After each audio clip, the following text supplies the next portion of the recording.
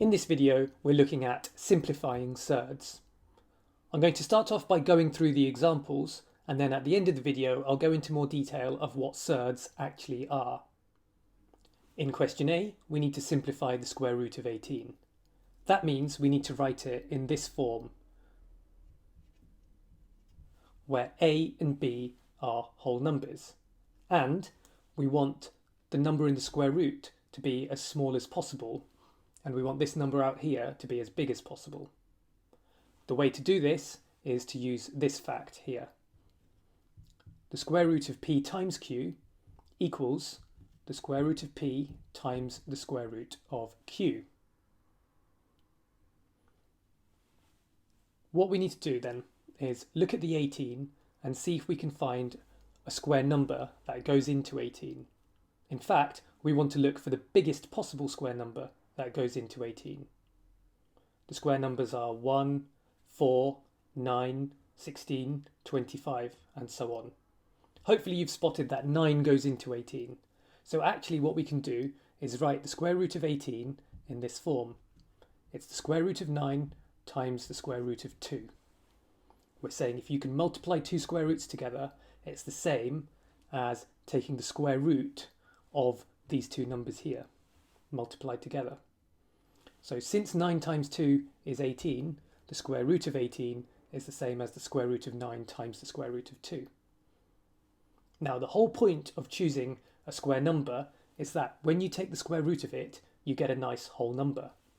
The square root of 9 is just 3, and we can leave out the multiplication sign and simply write root 2. 3 root 2 simply means 3 times root 2. So this is the simplified form of this. We've got square root of 18 written in the form a times the square root of b, where we've got the smallest possible number inside the square root sign. In question B, you need to simplify the square root of 75. Pause the video and have a go at this one. Here's the answer. The biggest square number that goes into 75 is 25. So we can write this as the square root of 25 times the square root of 3, because 3 times 25 makes 75. Now we can find the square root of 25, that's just 5, and we are multiplying it by the square root of 3. So the square root of 75 is simply 5 root 3.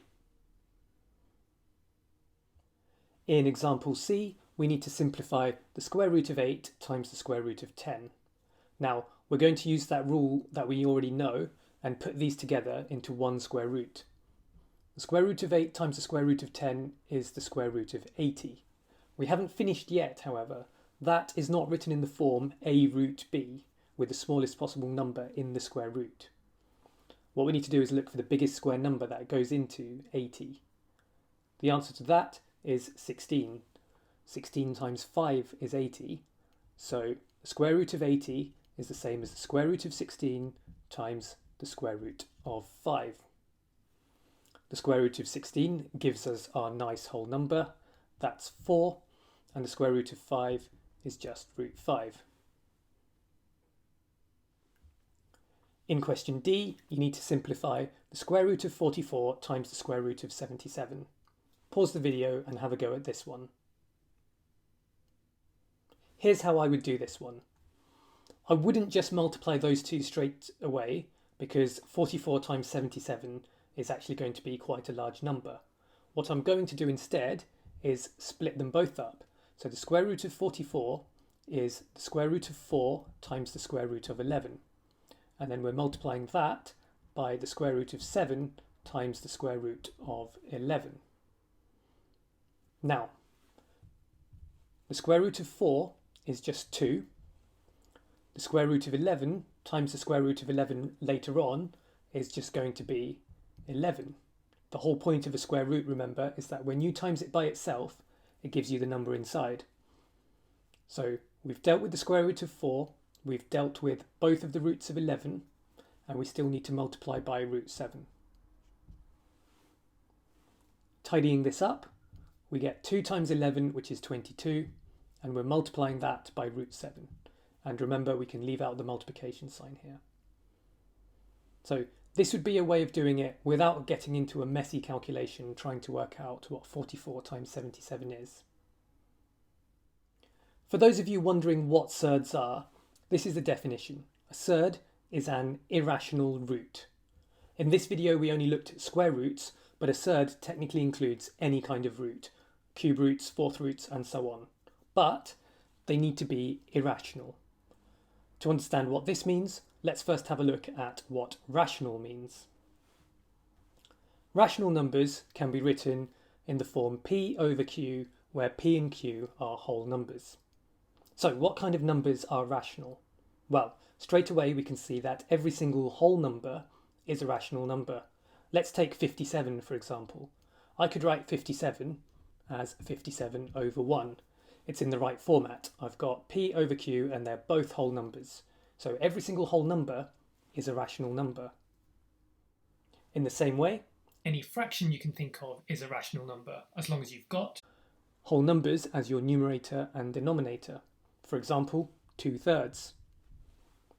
It doesn't even have to be a fraction less than 1. We can have an improper fraction. For example, 7 over 5. Those are rational numbers. If you've done lesson N10a, you will have seen how any terminating decimal can be written as a fraction in this form. For example, 0.673 is 673 over 1000. So any terminating decimal is a rational number.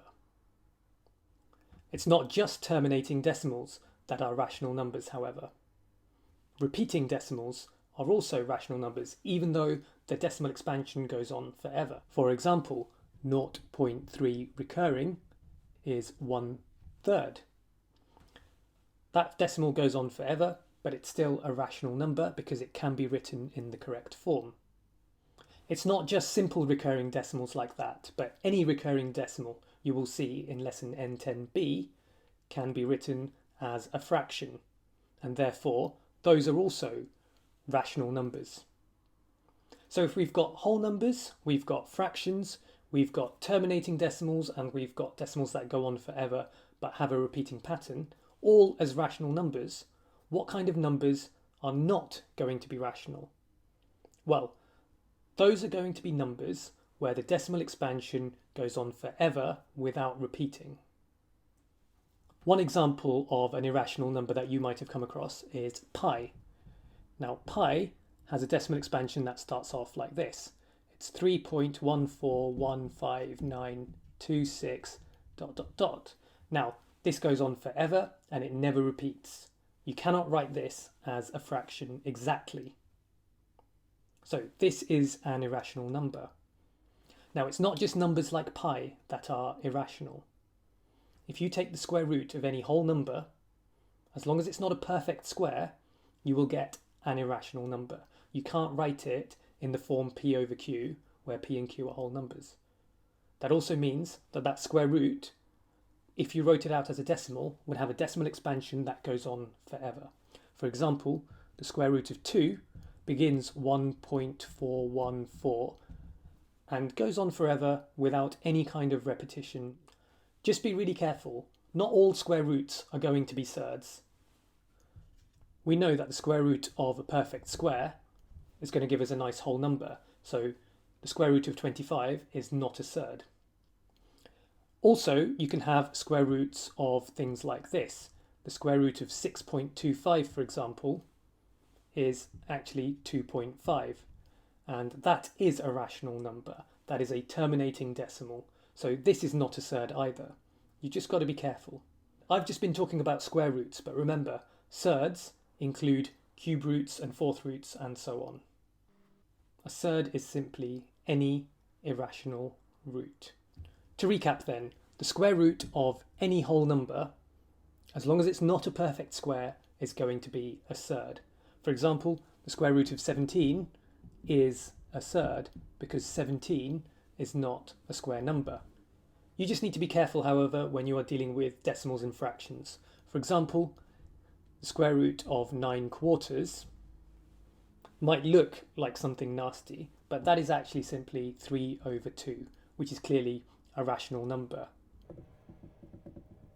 It's rational and therefore it's not a surd, because remember, a surd is an irrational root.